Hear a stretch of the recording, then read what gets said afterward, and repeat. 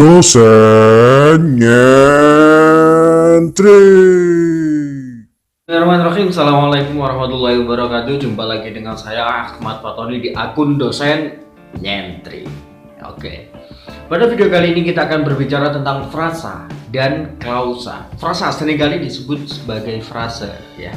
Ada juga yang mengatakan seperti itu. Tapi mari kita abaikan itu. Secara definisi kita belajar dulu. Frasa itu apa? Frasa adalah gabungan dari dua kata atau lebih, ya.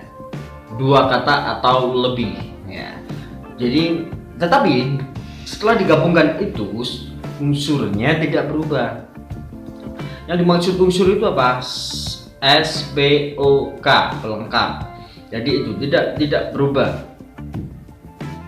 Jadi semacam ini. Mobil, dia posisinya sebagai subjek, ya.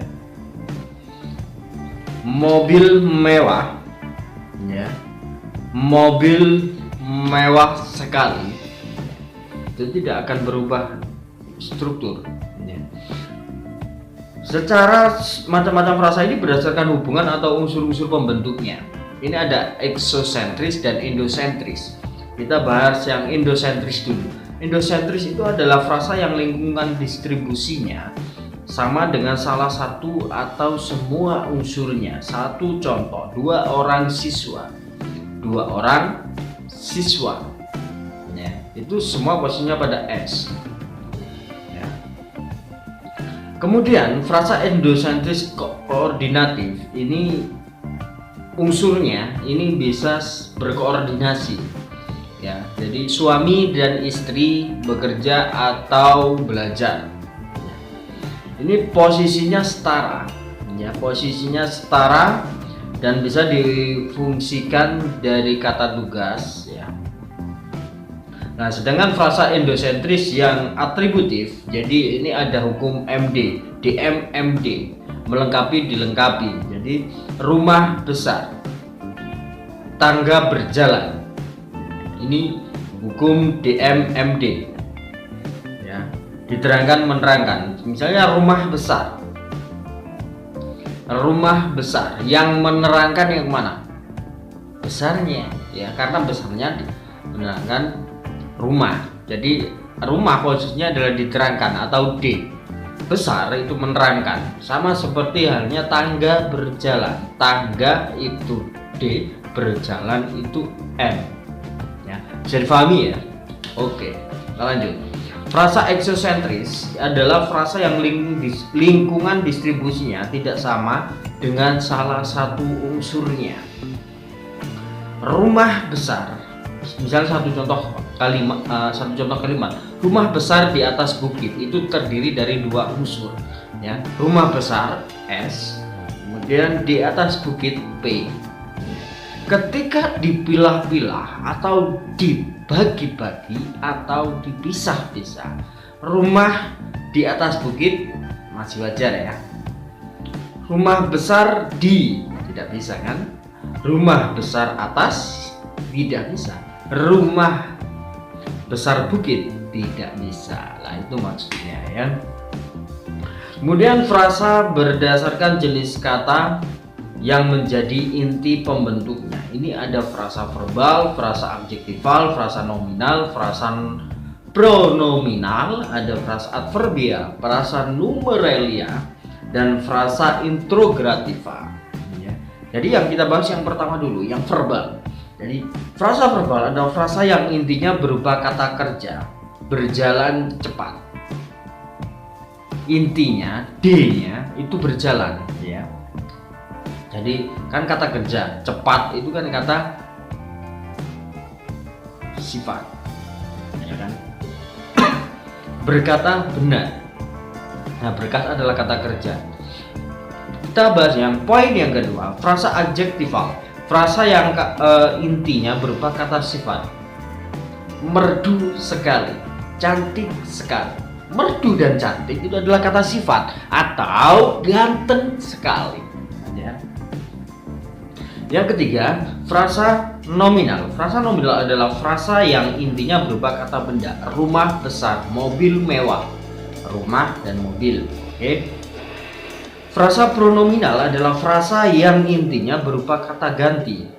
Kamu sekalian, kau dan aku. Lah, ini. Jadi ini kata ganti. Frasa adverbial adalah frasa yang intinya berupa kata keterangan. Lebih kurang. Ya. Itu adalah kata keterangan. Lebih itu ya, lebih dari keterangan, kurang juga kata keterangan. Yang keenam, frasa numeralia. Frasa numeralia adalah frasa yang intinya berupa kata bilangan. 13, 5 atau 6, ya, 70, ya. Kata bilangan 7, 3 kan. Frasa interrogativa adalah frasa yang intinya berupa kata tanya. Apa dan siapa yang mengajakmu kemari? Apa dan siapa? Ya, itu tadi frasa ya. Kalian bisa otak-atik ya, mencoba ya, untuk mengetahui percobaan-percobaan kalian, maka nanti ketik di kolom komentar ketujuh jenis frasa tadi. Frasa yang berdasarkan inti pembentuknya.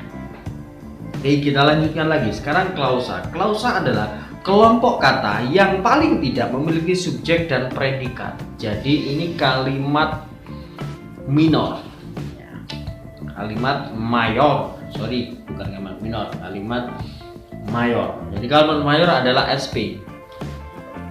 Sedangkan kalimat minor, ya. Sorry. Kita bahas itu nanti di topik kalimat. Kita fokuskan dulu ke klausa. Saya bacakan lagi ya definisinya. Kelompok kata yang paling tidak memiliki subjek dan predikat, tetapi belum memiliki intonasi atau tanda baca tertentu. Contoh, Ahmad baru membeli mobil. Ya. Tanpa intonasi atau tanda baca tertentu adalah sebuah klausa. Apakah bisa dimengerti? Mungkin masih bingung ya. Saya beri contoh lagi. Ini ibu sedang memasak dan ayah sedang membaca. Klausa pertama dan klausa kedua dihubungkan dengan kata dan. Ya. Jadi itu. Jadi ibu sedang memasak dan ayah sedang membaca. Ya biasa saja, tidak ada gregetnya. Misal itu akan bisa menjadi bergreget bila ibu sedang memasak dan ayah sedang membaca waktu ada gempa bumi. Lah ini lain, ya kan? Ketika ditambah waktu ada gempa bumi, ini kan menjadi kalimat yang utuh. Jadi ada rasanya, ya. Tapi kalau masih landai, ya masih landai. Walaupun dibaca dengan sangat antusias, itu tetap tidak bisa. Oke, jadi itu dulu yang akan kita pelajari. Kalian akan berlatih lagi ini tentang frasa dan klausa. Ketik di kolom komentar, masing-masing berikan contohnya. Contoh klausa, ya, contoh yang berdasar unsur pembentuknya, eksosentris, endosentris, dan ketujuh frasa dari unsur inti pembentuknya. Oke, itu saja, cukup sekian dari saya akhiri. Assalamualaikum warahmatullahi wabarakatuh. Sampai jumpa lagi di akun dosen nyentrik. Jangan lupa subscribe.